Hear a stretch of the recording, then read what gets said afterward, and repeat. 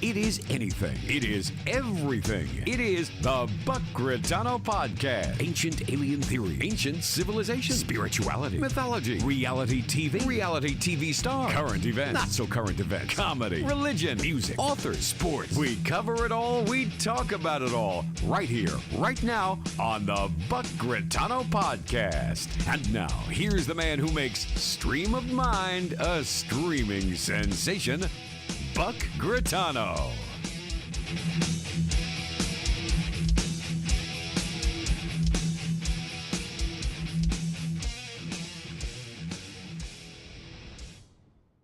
Alongside the guy who won't be quiet, I'm playing an intro. Welcome to Facebook Live, What the Buck, with Brett. I got Brett Miller.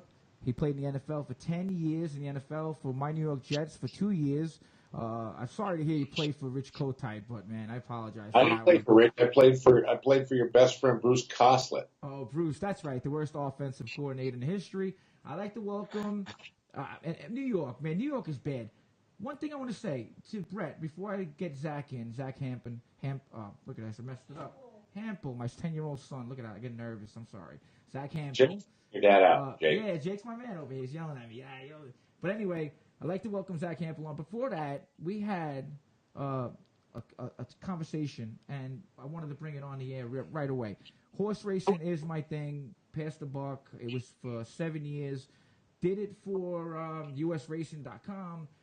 Gonna have my boy on, Hall of Famer, and he's just retired, Gary Stevens. So one of the best actor, he does it all, man. So he's gonna come on maybe next week with us, with the guy in the middle. So you gotta be quiet during the intro. But Zack Hample, how you doing, man? And I love your YouTube channel. What's up, bro? Doing great, loving the off season, and thanks so much for checking out the videos. 2 years ago, I saw it about 2 years ago, and I was really intrigued with it, man. Because everybody goes to a baseball game, and you think about it. You bring your glove. You always tell my 10-year-old son, you bring your baseball glove. You never know. We were driving on the Van Wyck. I got to tell my story. We're driving on the Van Wyck, and we're heading to Citi Field. And we got these free tickets for a Mets game, but the box, where you got the meals and the food and stuff like that, the luxury box. So driving in, my son goes, he's sitting right here. God is my witness. He goes, Dad, you ever catch a foul ball before? I said, no, I never even came close. Maybe 3 sections away. Never came close. So we get in there. We open the refrigerator up, man, in Citi Field, right behind home plate, like perfect foul ball territory. And we sit there, we open it up, we have sodas and beers, and I'm like, oh my God, hot dogs, hamburgers from the Shake Shack, just stacked up, Nathan's French fries. So we were like, this is great. Sit down. The first batter was Atlanta Braves. The kid name was, I think, Simmons. You probably know him, maybe. He's on the Andrelton Simmons? Perfect. He's up, right-handed batter. He hit one back, and it went right above us. I said, oh, no, this is great, man. We're gonna get a foul ball, right? Right? So the ball, next pitch, boom, right at us. I just chuck, catch it barehanded, right hand, catch the ball. Hand was killing me. Pulled it up. I was like, yeah, I got one. But on the way in, my man Jet, we called it, man. It was like the best thing. You do that every time you go, it seems like, to a Major League ballpark.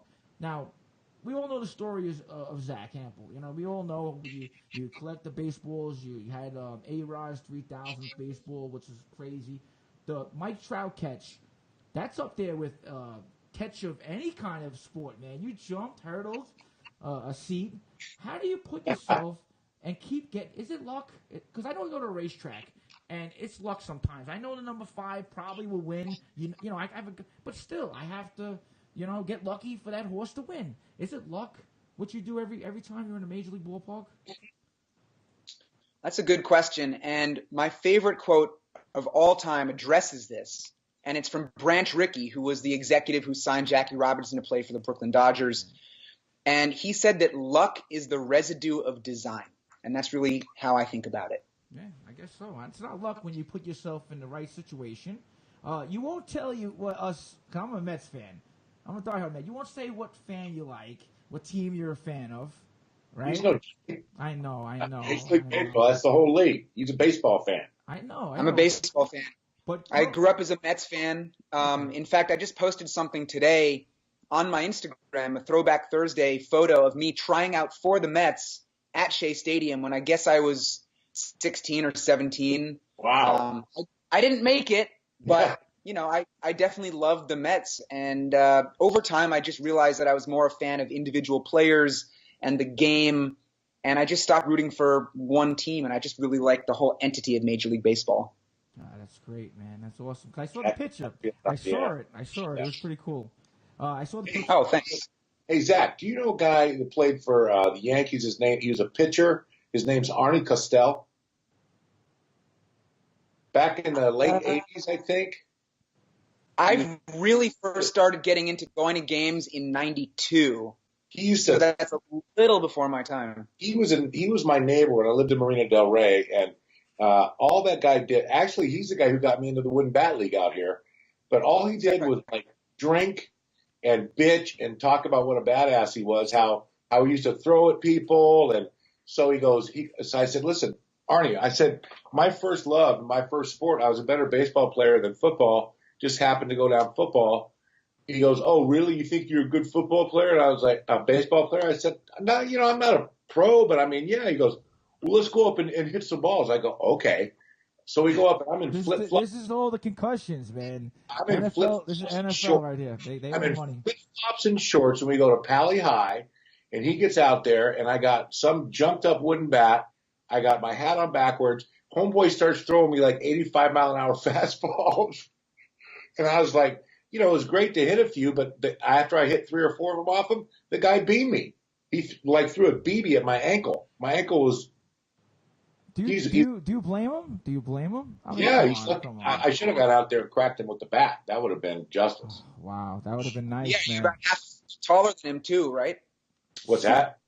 I said you're probably about half a foot taller than him also, You know what? right? He's a pretty big guy. I'll bet you he was 6'4", 6'3". He's a big dude. You could still take him. Yeah, No question about it. This is what John Nash over here. Not John Nash or what was his name? The wrestler. The big sexy guy with the ponytail. I forgot his Nash or something like that. That's who you remind me of.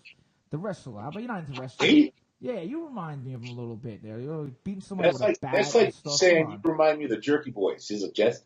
I like that. Yeah, that was pretty cool. I had the tapes. So you're talking about when I grew up. So Hey, I got a great. You just seen the movies, man. But I want to hear more from Zach. That's what I'm saying. So you gotta let him talk. Yeah, you guys continue. I'm gonna go get another cocktail. I'll be right back. Yeah, he's all nice. Give me 30 You got to seconds. do what you got to do. Oh yeah. Let's get him out of there real quick. Let me just exit him out. This is my man. Now we can talk about him now that he's Yeah, gone. he's all right, man. You tried out. What year was that? That was you said 92. You tried out for the Mets. 94. 94. Because I know that. I think I was just short of my 17th birthday then when I tried out. I know the Brooklyn Cyclones have a tryout every year and stuff like that. When I was younger, I always wanted to, try, because I wasn't really a great baseball player. I held my own. You know what I mean? I played the all-star teams and stuff like that. My son is a good ball player. He gets the glove from me a little bit. I wasn't really a good hitter. But going there and collecting baseballs.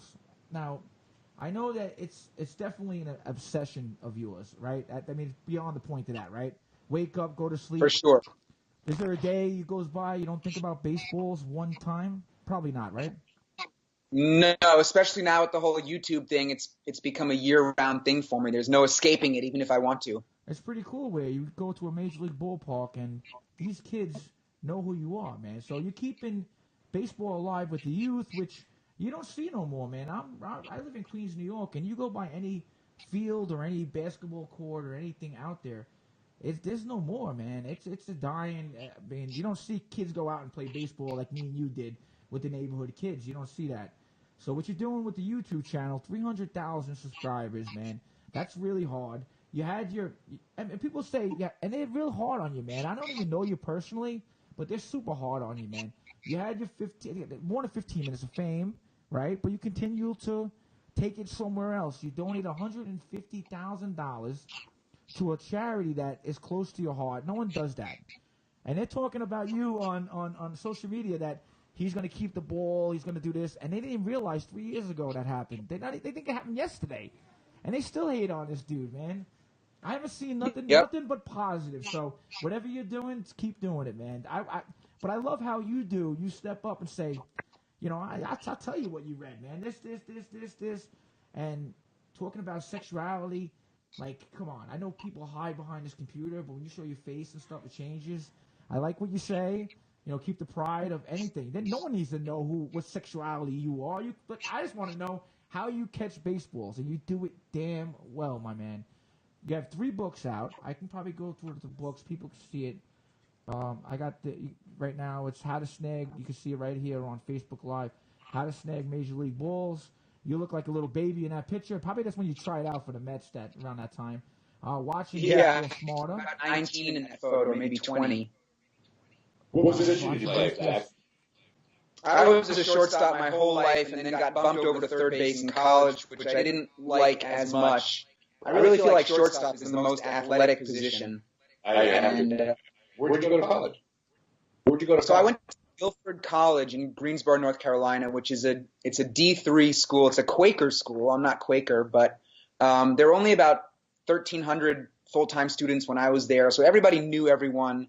And our baseball claim to fame is that Tony Womack played all 4 years there. He was an all-star second baseman on the Pirates, led the National League in stolen bases a couple times.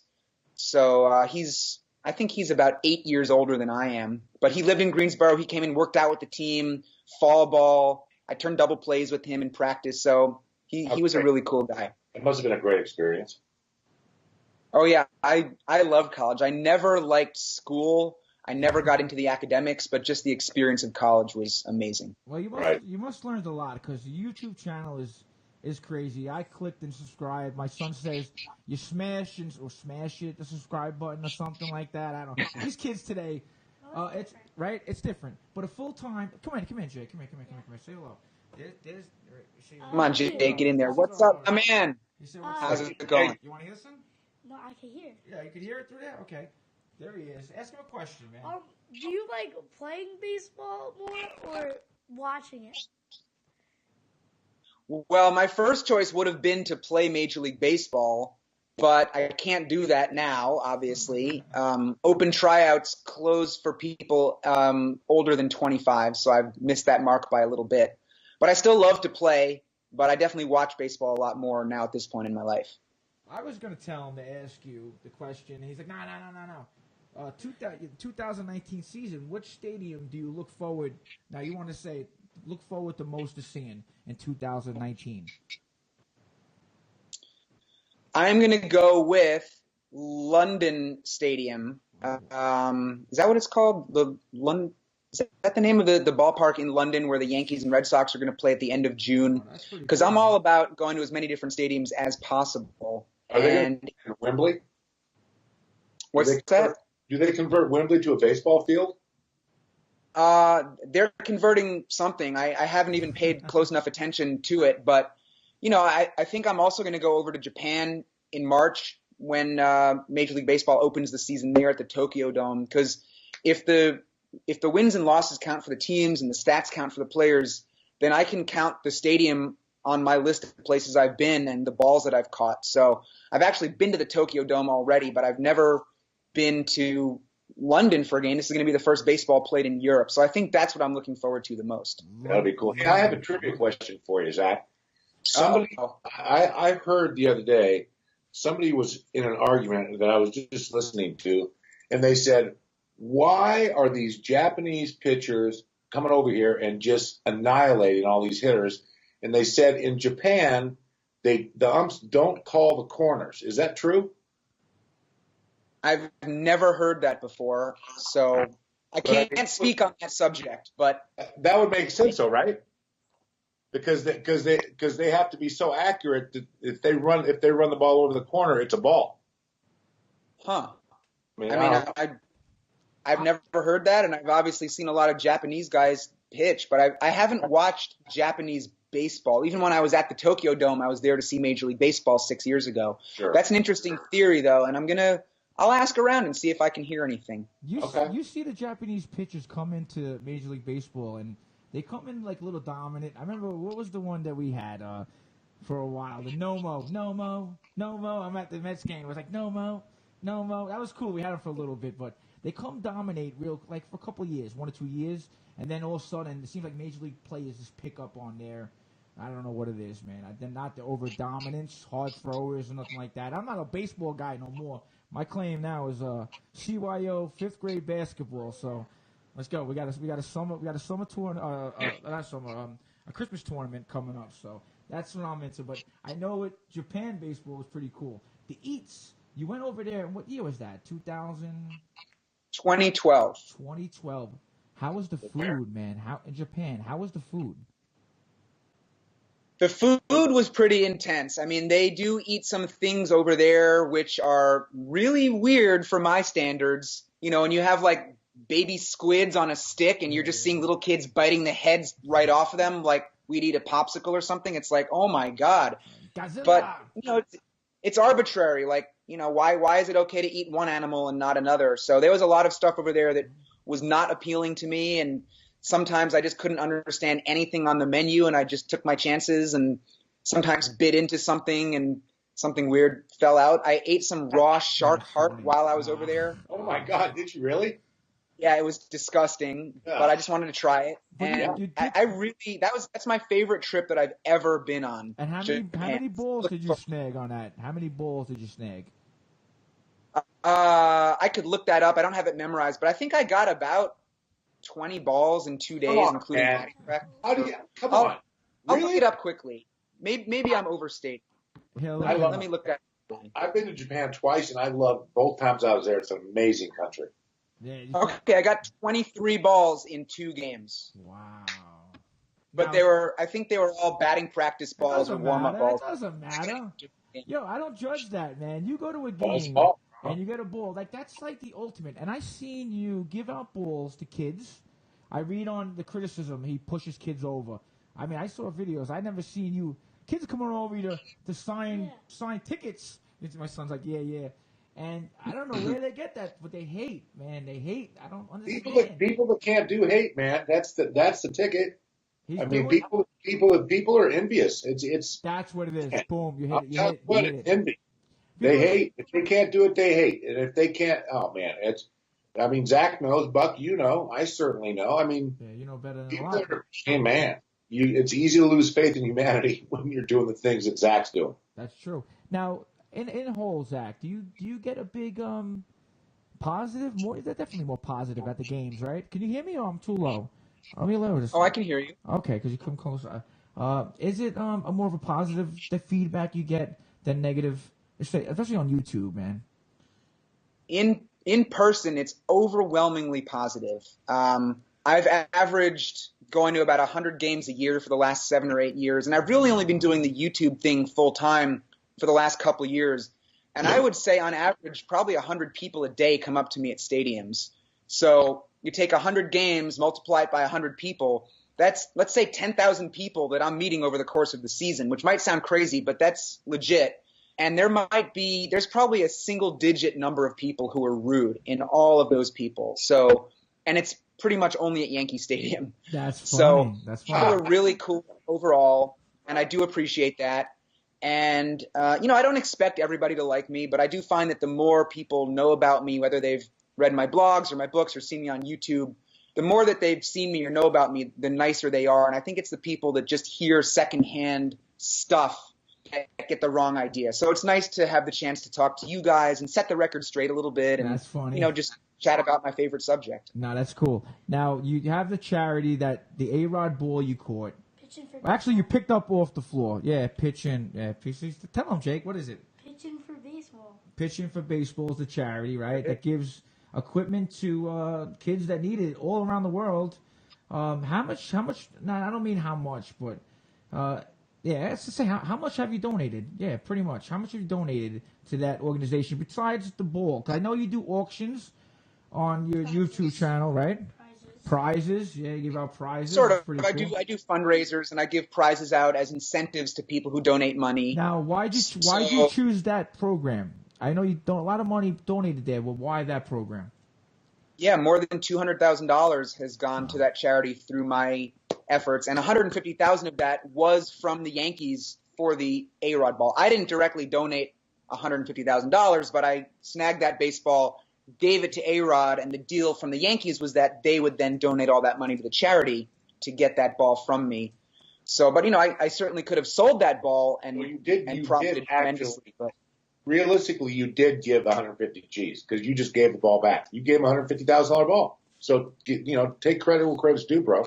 I appreciate that. But no. The haters will say, "Oh, but he's saying blah blah blah blah blah," and he's just trying to be humble, man. Zach is a humble dude. Well, the haters will say that I held the ball ransom, quote unquote, and I forced the Yankees to, hold a press conference for me, and I made the Yankees donate money to charity. To which I say, first of all, the Yankees offered to donate something to charity before I ever mentioned anything. They had the idea of doing a press conference because it made them look good and they wanted to have a big audience. And it wasn't holding it ransom. It only took me a few days to decide what to do with it. And then the Yankees were gone on an 8-day road trip. So I couldn't even give the ball to A Rod until the team got back. So that's why it took 2 weeks.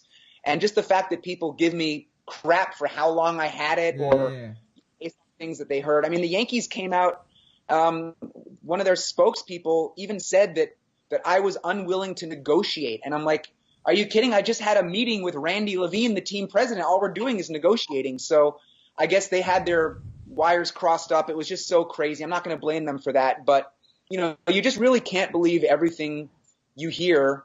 And, of course, a certain person always likes to talk about fake news, and it causes a lot of distrust. It does. Where a lot of times I don't think that there should be distrust, but I can tell you personally that sometimes the media really does get things wrong. It's funny. He was on Mike Francesa, man. I used to listen to that. I used to listen to that man all the time, and he brought you up in the clip I saw. And I'm like, I can't stand this dude, man. After Stan Lee passed away, I love Marvel, man. I love the Marvel movies. We watch Marvel like we watch baseball. After his passing, he's like, who's Stan Lee? Stan Lee, no one knows him. Who cares? He wants his 15 minutes of fame. Yeah, that's a good impression, by the way. But anyway, but you deserved your 15 minutes. You put yourself in a position to grab that ball. That ball was sent from the heavens, man. The Nephilim, like I would say to my other guys. But that's absolutely amazing, man. What was that? 3,000 balls to Mike Trout catch. I could play that for people in slow motion. I have that. So let me throw that up. Yeah, Mike Trout's first career home run. Crazy. I climbed back over a row of seats while the ball was in midair. I was proud of myself.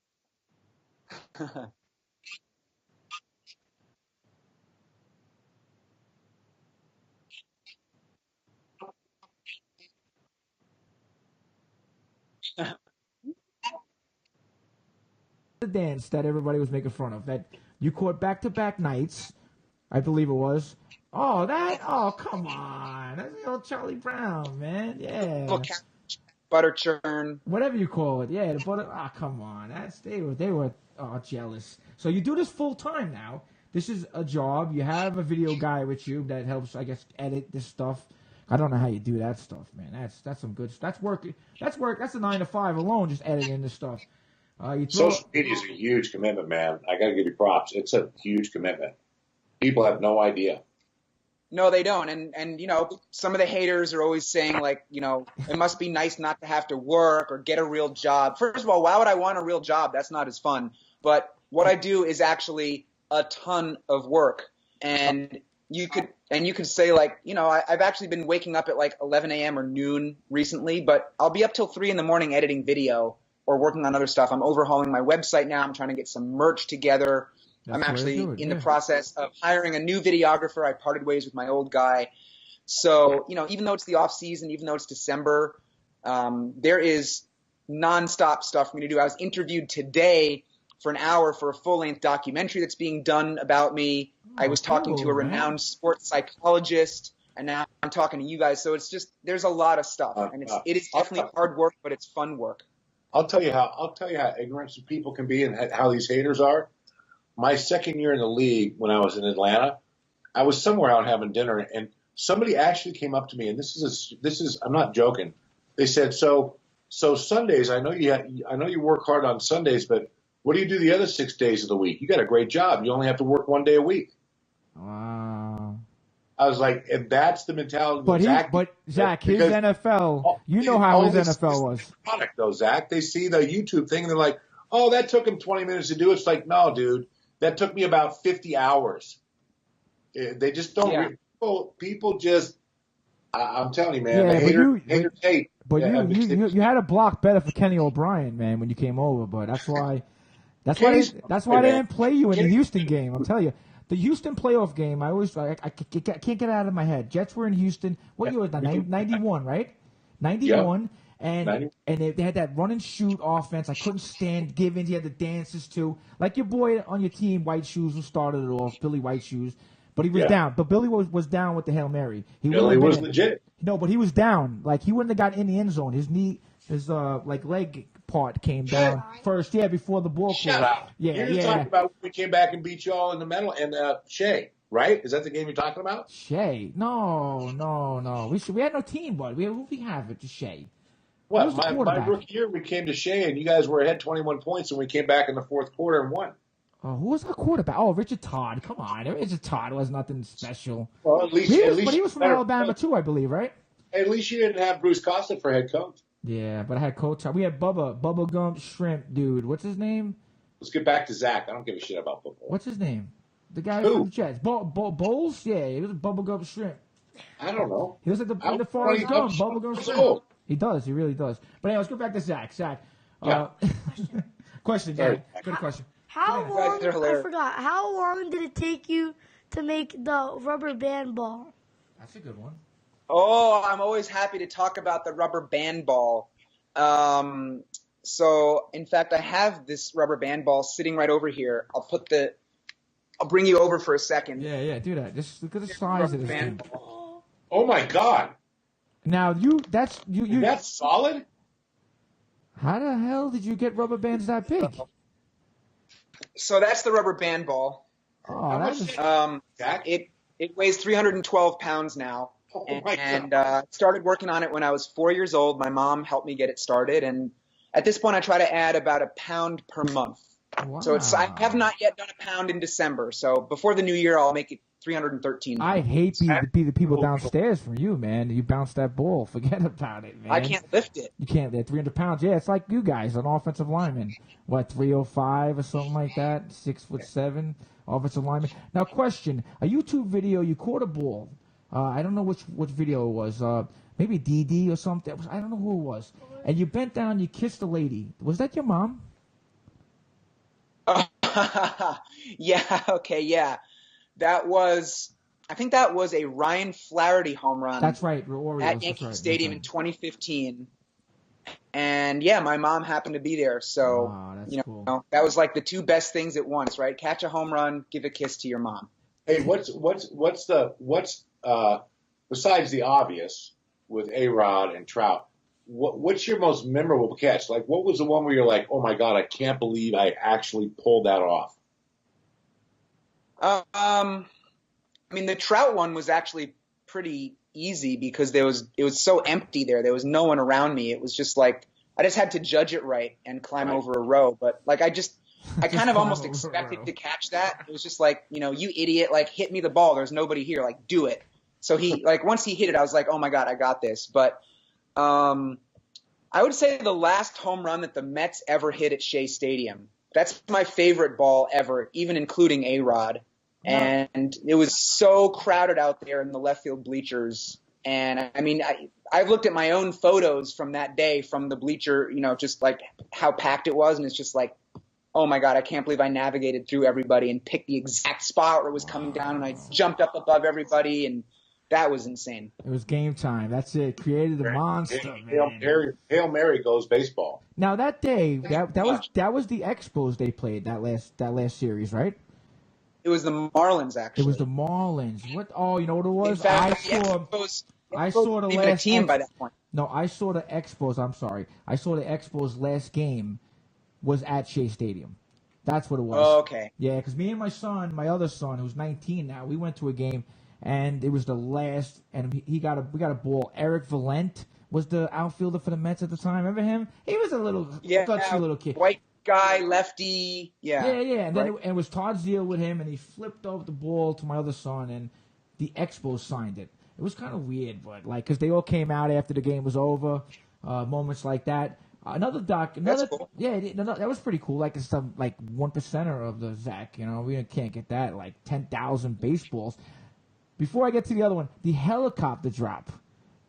Oh yeah. What was that about, man? What did you think that? He had a guy get a helicopter. Explain.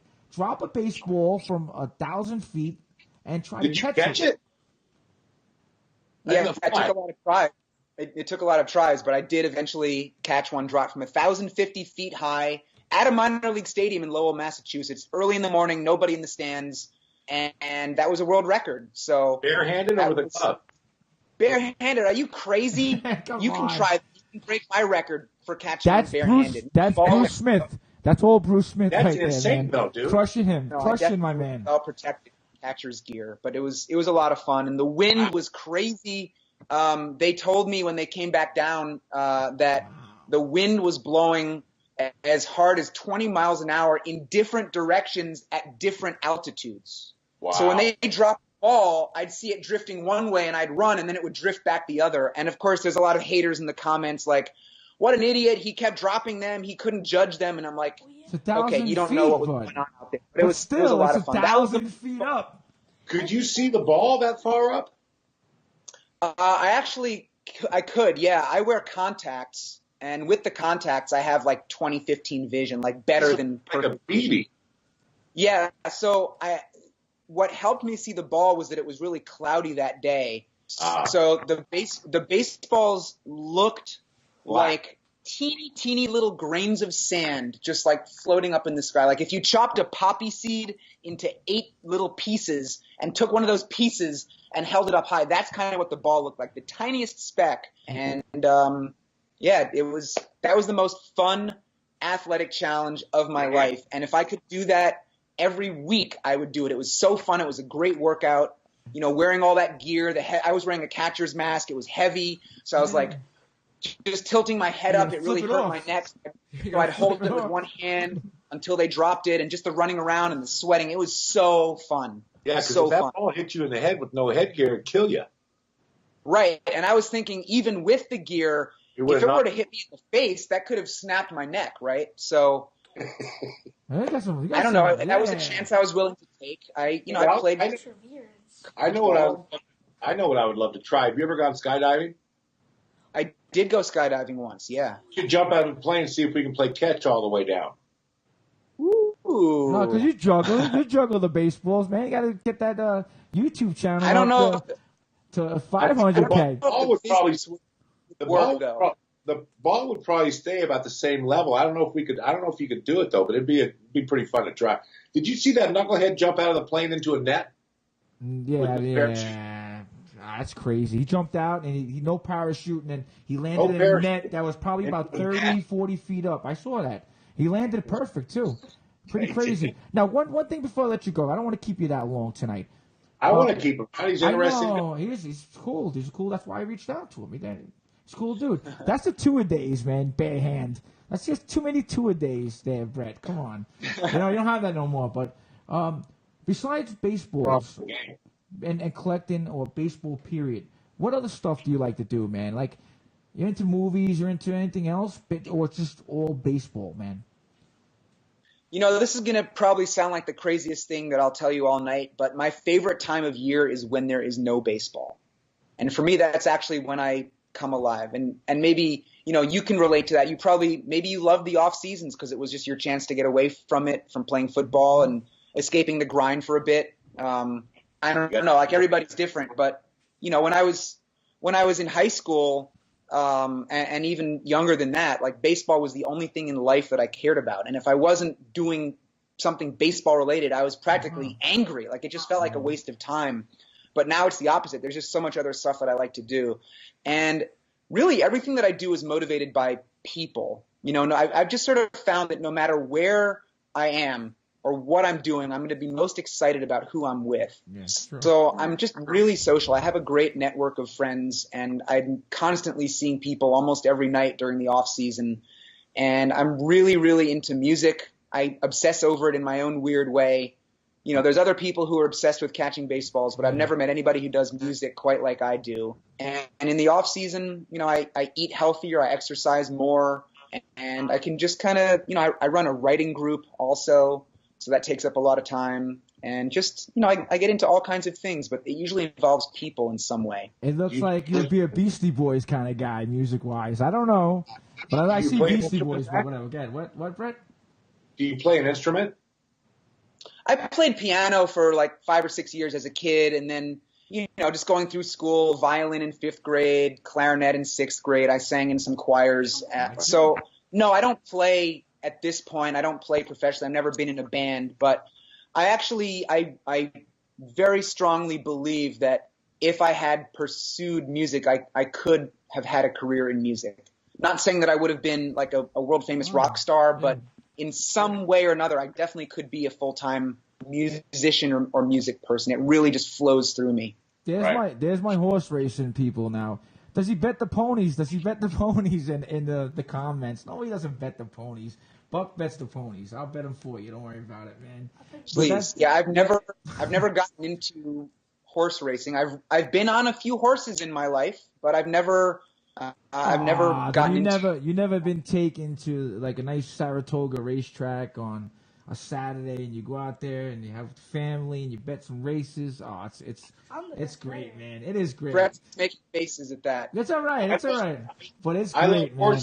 I love horses, but I mean, betting on a horse, bro. I've been with some people that are like the trainer of the horse, and this guy and that guy and that guy. And when I was with KTLA, they had the whatever horse racing network that is, and I would sit with those guys down at Del Mar and listen to their stuff. It was like, great place, Del Mar, but man, beautiful. Yeah, it's a great place, but you see all the guys that are experts, and they don't have 2 nickels to rub together. There's no such thing as an expert, man.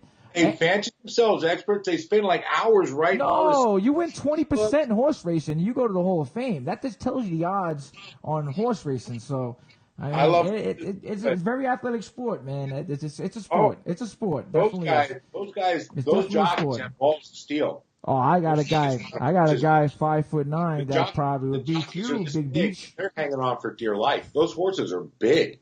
Yeah, they are. But what are they going, like 40 miles an hour? Some 30, 37, 30, something like that. So Almost 40 miles. Yeah, almost 40. I give it to you. Over a short distance. distance. They're like Zach getting to a foul ball, man. Let me. Wait a second. Isn't Paul O'Duca a big horse racing guy? Oh yeah, Paul. I always yell out to Paul O'Duca. He came on my show a couple of times. Yeah, we talk about the Mets a couple of times. That's true. Yeah, he got into horse racing. He's one that hit a big race on Kentucky Derby Day with a horse called Giacomo. It was a 50-1. Mike Smith was the jockey, Hall of Famer. Mike Smith, he wins all the races. He said bet the 7. Yeah, the 7 train. Yeah, like the 7 line. Okay, whatever. Anyway, somebody's posting up stuff. I'm sorry. But he's a good dude, man. Paul the Duke is a good dude, man. I like him. He likes to bet the horses, and he bets them well. 50-1, and he won a couple of dollars. He was playing with the Marlins at the time too, so that's pretty good. One day was it? No, that was Mike Piazza was a Marlin for only a couple of days, and I got them confused for a second. Yeah. Both Dodger rookies, rookie of the years and stuff like that. But besides the baseballs, number one collection that you have, what's your number one prized possession that you have in your possession now? Aside from the baseballs? It could be a signed baseball, whatever. But I know you have your baseballs, your 10,000 baseballs. But do you have one baseball that's your thing, or one memorabilia thing that you really like? Do you have 10,000 baseballs? I don't own them all. I've given away thousands of balls over the years. Oh my God! But I still own thousands of them. Really? And actually, I did a video on my channel of building a pyramid of baseballs. Yeah, so if you guys haven't seen that, take a look. Yeah, were they in cubes, or did you do them outside of a box, like just the baseballs?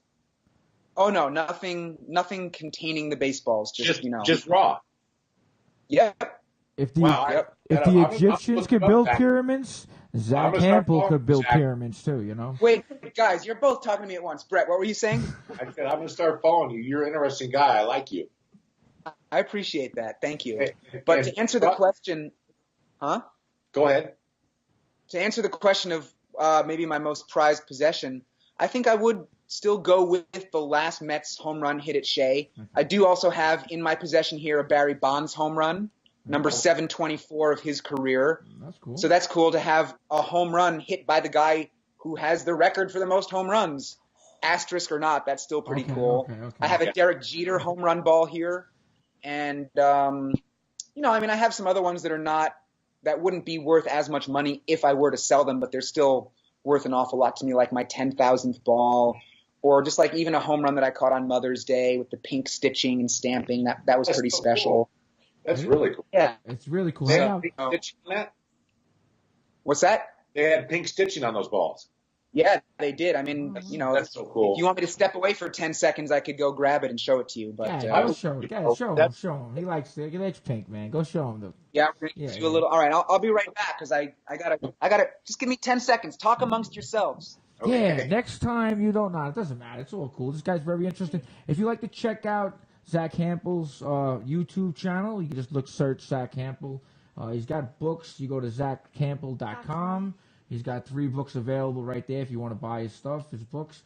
He also has an audio book, though. Wow. Oh, my God. It's bright pink, dude. I like it. That's rad. Isn't that cool? That's really rad. I love that. Yeah, it is pretty cool, man. Yeah. Awesome. I wonder if that affects how the hitters see it coming out of the hand. It actually does, and Major League Baseball has discontinued these. Wow. They used the pink balls for a few years, and last year they introduced a blue Father's Day ball, and I was lucky enough to get one of those in Cincinnati, and they discontinued them for this year. And they had special balls for July 4th for I think just one season last year with red and blue stitching. They had for Memorial Day like a camo colored ball, like olive green stamping, and unfortunately I did not get one. I just didn't go to a game that day. I was like, I'll do it next year. I'm tired. And I lost my chance. But, I love these Mother's Day pink balls. They're pretty rare. I got a question for you. We got a question. From from Steven Scott from the Rockaways. Who hit the pink ball? How'd you get it? Or somebody hit it? Or that one? Yeah, the pink one. That was a Brett Gardner home run at Yankee Stadium. And it was on Derek Jeter Day. They played like a single admission doubleheader. And, I caught that ball, so that was that's awesome, that was pretty special.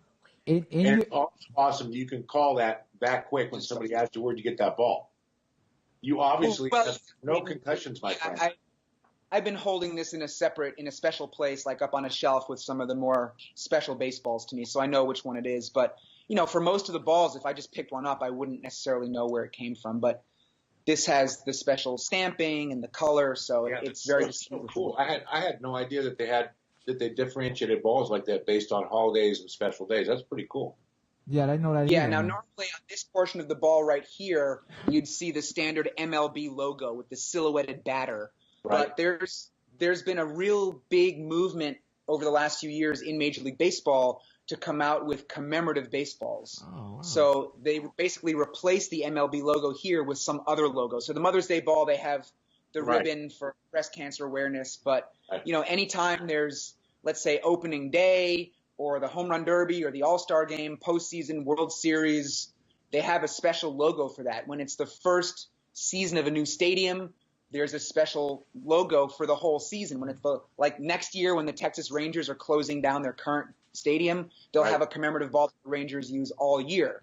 So there'll be one in Japan. There'll be a commemorative ball for London next year. Hopefully I'll get one. So, I try really hard to get commemorative baseballs. And there's a lot of other guys out there who've really been getting into it also. So it's much more competitive, but definitely adds a fun element to collecting. Hey, Jerry, everybody knows Jerry West is the guy on the NBA logo. Who is there a guy that's the Major League Baseball logo? Was that I once heard that it's Harmon Killebrew, but I'm not sure. Really? Yeah. One of the greatest hitters of all time, and you could argue that depending on your perspective or what your brain sees, it could be a lefty or it could be a righty. Right. Yes, that's right. And it's the same way on the NBA logo. It's like, however you look at it, he's doing a lefty or a righty.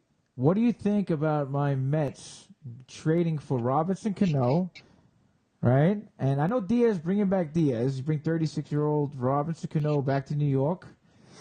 Wow. Owing him that much money? My Mets, what are they doing, man? What do you think about that trade?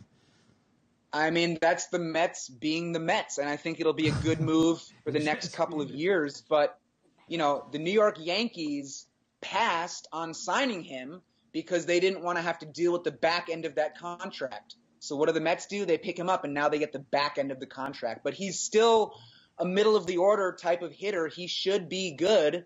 And they're obviously getting a lights-out reliever in Diaz. So, I mean, I think it will be good for them in the short term, but they're going to get bogged down by that contract and probably regret it in a number of years. Yeah, I agree with you 120%. It seemed like that's the way the Yankees would do everything. Like, they would sign A Rod, they would sign this guy, and the last 2 or 3 years left on their contracts, they would be like, how do we get rid of these guys? They're doing it right. I mean, the Mets, when they want to spend money, the fans are reaching out, looking to kill Fred Coupon and the rest of them. And I'm tired of it. Like, spend money. All of a sudden, they do this. No, I want the Bryce Harper kind of guy, man. But it would, like, when I was in the 90s, like growing up in the 90s, at least they went out and they signed the top free agents. I mean, they didn't work out, but Bobby Bonilla, yeah. I think they still have an annual payment for Bobby Bonilla, the $1 million Bonilla payment, right? Oh wow, that's amazing. But I think you're right, 100%, 100% right. One more from Steve. You ever catch an all-star home run? All-star game home run? Never gotten a home run during an all-star game. Okay. I've been to, I think, 6 all-star games, if I'm correct, and I've gotten baseballs at all of them, at least in batting practice, including some commemorative balls, because they don't always use the commemorative balls during warm-ups, but never a home run during an all-star game, unfortunately. I've never gotten a postseason home run either, although I was really, really close last year. Francisco Lindor on the Indians hit one that I thought was coming right to me, and then Aaron Judge jumped up on the warning track and caught it right in front of my glove. So I got robbed by another 6'7" person out there. I was pretty pissed about that. But it was a nice play by Judge. I can't blame him. Obviously, he's doing his job, but it would have been fun to catch that ball. And you also said that after the A Rod thing, I throw it in before we let you go, that you almost felt like Bartman, like catching that ball, and you brought him up. So that must have been really a mental situation you were going through, man. I think this clicked in my head. I was like, he thought he was going to be called banned from baseball.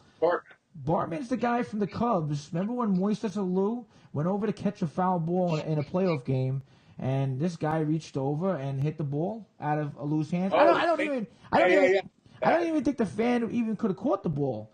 But you said that you felt like you were him, possibly could be him, And what if it been if that situation would have happened?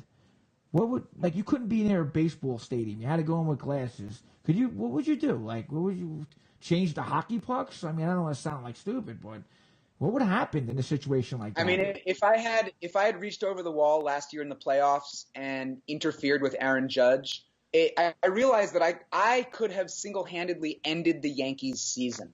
Yeah, because they were losing 2-0 at the time, and it was best of 5, and they ended up winning that game 1-0.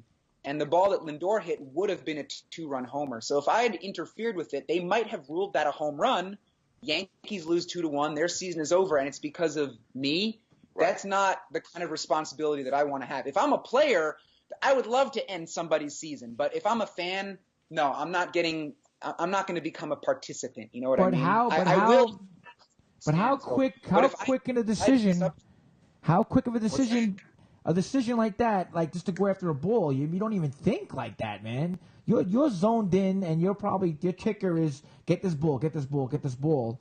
I mean, if you're at the game, always looking for you're mapping out your chart. You know what I mean? So one little not reaching over the wall. I know, but it's just an instinct to catch something. I guess when you're so into it, I don't know. It could have happened.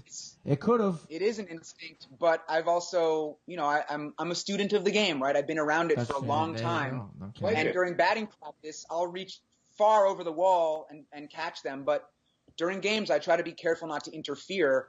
And when that ball was descending toward me, I was just saying this phrase over and over in my head. I was like, don't interfere, don't interfere, don't interfere. And what people don't realize is that the right field wall at Yankee Stadium is actually about this thick. It's like a thick concrete wall. So I just basically laid my glove on top of that fat part of the wall, right where it was going to land. And I saw Aaron Judge run back, and I'm just like, oh, my God, he's going to make a play on it. He disappeared from sight, and I figured, like, he's probably crouching right below, and he's going to jump up and catch it. So I just had my glove there in case he missed it, but then his glove just came up out of nowhere and caught the ball like a foot in front of my glove. So I was very aware of the sort of the spatial arrangement of everything, and I really wanted to make sure not to interfere. But then, of course, I got crap from everybody about, just you name it. I had to block about 250 to 300 people on Twitter that night. That's how rude people were being. Really? Yeah, I was up till like 3 a.m. just blocking people on Twitter because, if people want to criticize me, that's fine. But when they start making false accusations and they start really, really getting personal and nasty or threatening me, then they get blocked. So I think I blocked about 1,300 people on Twitter over the years. Holy shit. Aaron Judge. Yeah, that is a large human being. What a ball player. That's a lot of man. He's a big dude, man. He's one of those genetic. I mean, he's a. First time somebody told me, because I watch. I gotta confess, I watch playoff baseball. I usually don't watch regular season baseball because I think the playoffs just compresses everything. It's much more exciting to me. Mm-hmm. And somebody said, you got to check this Aaron Judge guy. It's Aaron Judge, correct?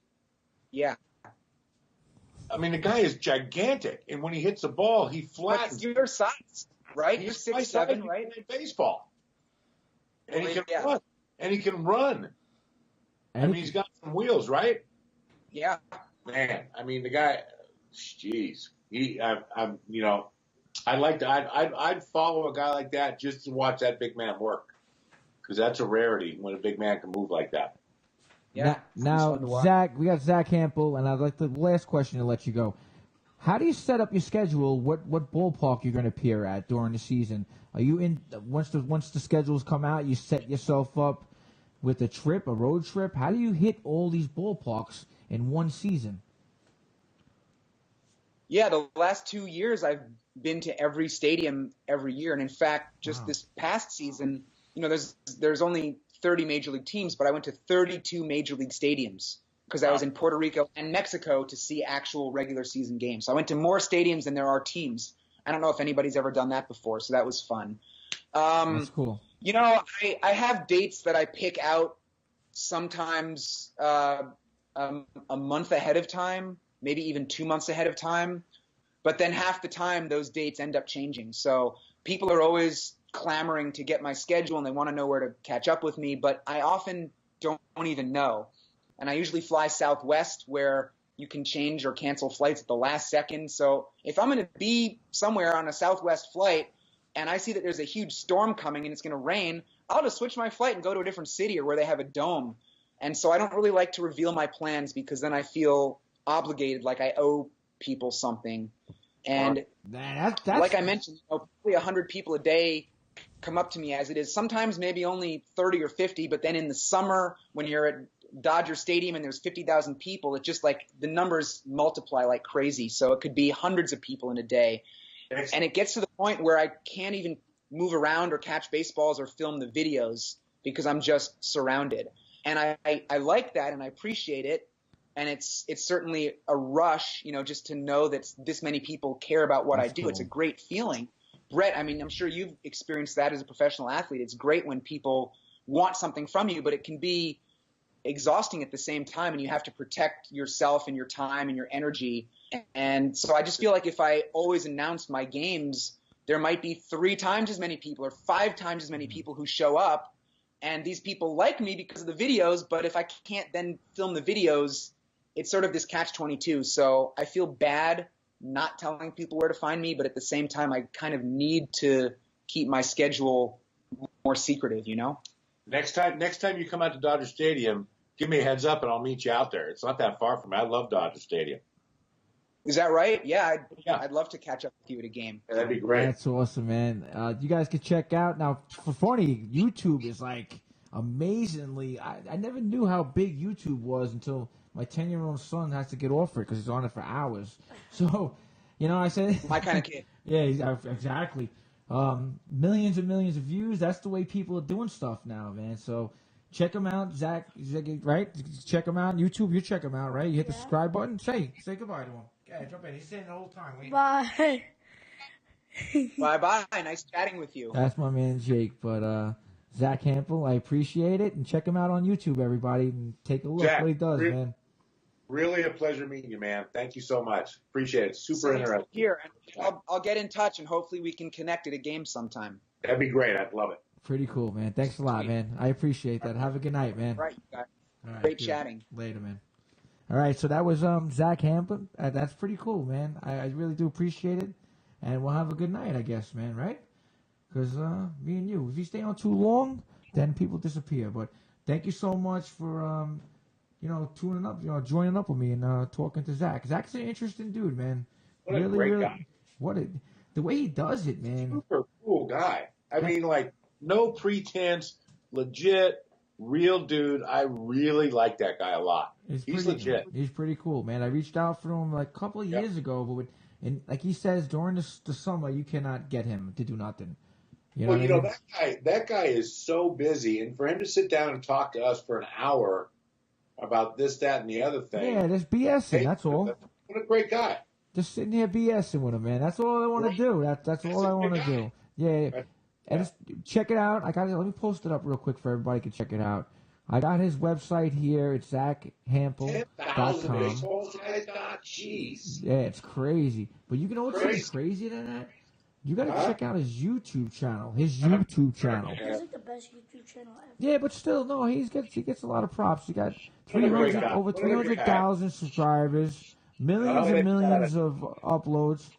I bet he's got a ton of haters out there, though, that just, like, can't stand the fact that he's living life and enjoying what he does for a living. And he seemed like one of the most solid guys I've met in a long time. Legit. No bullshit around. Just a great kid. Cool guy, man. He's doing his thing. That's what it is. Like, I'm sure the same thing came with you when you were in the NFL, where people were hating on you. You made the team, somebody got cut, or they talk BS behind your back during practice. I'm sure it's the same cutthroat business, right? You know what it is, though, Buck? It's like back in the day when I was playing, it's like people didn't have social media. So if they had something to say to you, they had to come up and say it to your face, and people didn't want to do that. Now they can hide behind their computers and talk mad. They can really get off on somebody's thing, and it's like there's no repercussions. I guarantee you, if instead of social media, if somebody had something bad to say and they had to stand in front of who they were telling it to, there'd be a lot less hating going on because, the old-fashioned way. Huh? It was settled the old-fashioned way, right? They don't do that no more. Yeah. But this is how you spell it. It's Zack, and it's Hample. I put it on top of you can see it right now if you're watching. But look him up, man. Check him out. If you look up his first name. What do you look up? If you look up his first name, his last name. Oh, you look up his first name on YouTube, and his last name will pop right up. Yeah, check it out. But first guy. Next week I got a really cool guest. I told you about the Hall of Fame jockey. He'll be coming on next week. Gary Stevens. He's from your neck of the woods. He'll come on, say hello. After that, I got a pretty cool guest on who found or researched elongated skulls in Aruba. So she's so interesting. So I just watched something today. I watched a show on today about the monoliths, and there's this gigantic monolith. It's a huge stone where they built a city on top of it, and they can't figure out how they did it. Baalbek? Was it Baalbek? No, it's in Lebanon? No.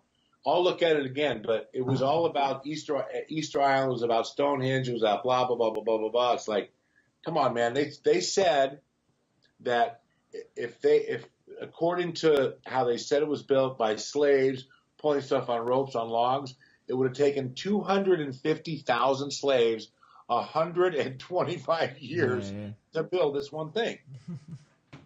And they don't tell you on Easter Island there was no trees.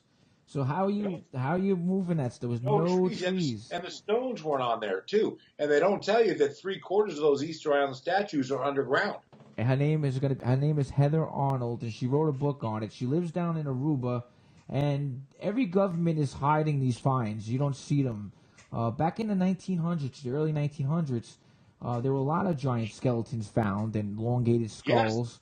But the I was watching that about the Giants. The Smithsonian Institute would hide it. So there's a lot of stuff out there going on that we're gonna try to get to the bottom of. I don't know. How to Catch a Foul Ball is one in the Major League Ballpark. 10,000. The Giants could have just reached out over the edge of the stadium, plucked it right out. There you go. Zack it out. That's it, man. They would have killed him if you would have grabbed that baseball in that playoff game. His YouTube career was over, dude. But that was so smart that he didn't. And you know why he was smart enough not to do it? Because he played the game.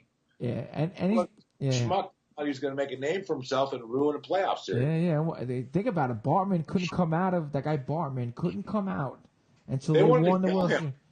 Until they won the World Series, then he was allowed to come out of witness protection.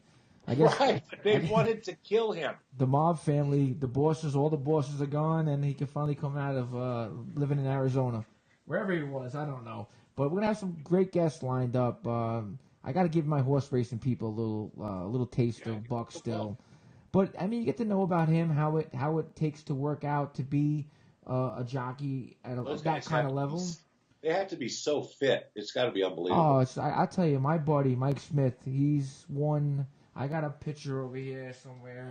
My boy Mike. Every time he comes to New York, I would say hello to him and stuff like that. Won every race there is, and he's so humble. I call him up right now. He'll come on and talk to us. I mean, he's just a humble dude, man. And I won't forget them guys that, it's like the NFL. Well, hopefully we could talk to some of your old ex-players. Yeah, I'll set it up. Yeah, you let them, we're not. I'll set it up. I'll get Chris Hale on here. I'll try and get Andre Reed on. I'll try and get Eric Dickerson on. We'll get some people on. If whoever. I like to talk to anybody, man. Them guys, your generation is my generation of what I grew up with football, so. I'll get Jeff Christian on from the Kansas City Chiefs. I'm down. I'm down. You remember Chris? Chris played left tackle for the Jets when I was there. Yeah, Chris. I remember. Yeah. Who was the other guys on the offensive line? Yeah, Sweeney was on it, right? It was Jeff Criswell played left tackle. Dave Cadigan played left guard. Jim Sweeney played center. Okay. Dwayne White was my guard, and I played right tackle. Boyer was the tight end at the time, or was Mickey Schuler still there? Boyer was still there. Okay. Dressel, Boyer, and there was a Mickey something or other who was the older guy when I got there. Mickey, I don't remember Mickey. Yeah, it was Freeman. Brad, you remember Brad Baxter? Of course. He lights some people up, boy. He used to murder people. I saw that guy hit. We were on the game. We saw it on the sideline. And it was a tight end too, right? Fred Baxter, right? Remember? Did you play with Fred Baxter or no? I don't know. I don't remember. Nah, he probably came after you. He probably came after you left. But I know Brad Baxter, when we watched the hit on film, we thought that he killed the guy. Because I've never seen a person's body react to getting hit like that. It looked like a grenade had gone off on his body because his whole body just kind of went boom. And, Dude, was Johnny Hector on your team with you? Johnny was still there. Sure. Johnny should have got more props, but he didn't get to touch the ball. He could play, he could play. Arthur Cox that played for the Falcons. Which one was that? Who? Arthur Cox. He was a gigantic tight end. He was slow, but man, that guy. Okay. He'd catch balls across the middle, and he'd have the ball, and you'd have a little DB hanging on one foot, and he'd be like scooting up, like the guy, and the safeties would come up to light him up. And Arthur would lean in and knock him out when they were tackling him. Wow. You got to Google Arthur Cox. I got to look him up. So I'm trying to figure out who to play with. On the defense, you had Kyle Clifton was one, right? He was still there, right? The middle linebacker. Yeah, New York, I'm saying. Marty Lyons. Marty was there. Was Klecko? Klecko was still there or no? No, Klecko wasn't there. Jeff Logan was there. Jeff Logan, yep. And what score, too? Mo Lewis was his rookie year, I believe, when you were there, right? Mo Lewis? Mo Lewis was there, yeah. He was a badass player, too, Mo. I think Brian Washington. That's right. Brian Washington. Hard hit. James Hasty. Hasty, man. That's my boy. Yeah. That's one we're going to get on. Yeah, because he said he'll come on, too, Eric. Hasty's one of my best friends. I love that. So you got to hit him with the message. They need to come on, Buck. Talk to him. Because you're really, like, nailing in there. I send all these guys. Casey's a good dude, man. That whole crew, we had some really good guys. Too bad we had such a shitty head coach. There we go again. I wonder where he is these days. I'm going to put a Cosworth picture up every time you talk about it. Put a Cosworth picture. Put that big dumbass's picture up. No, next time I'll get it all set up. That's so funny. You really don't like that guy, man. No, I don't. That was Boomer's boy, but right? That was, yeah. Well, whatever. Boomer's a good guy. You look like Boomer Esiason a little bit. Got that little Boomer look. I got better hair than Boomer. Boomer's got that. I think he puts that shake and bake stuff in his hair to make it look like he's got more hair. The flakes. What the Buck? Brett Miller, Buck Grottano. Hopefully every Thursday night we'll bring you something new. Thanks for watching. Thank you so much, Brett. We'll come back next week. See you guys. Right? Thanks, Buck. Later, man. Be good. Later. And the broadcast? Yeah, that's cool. That's cool.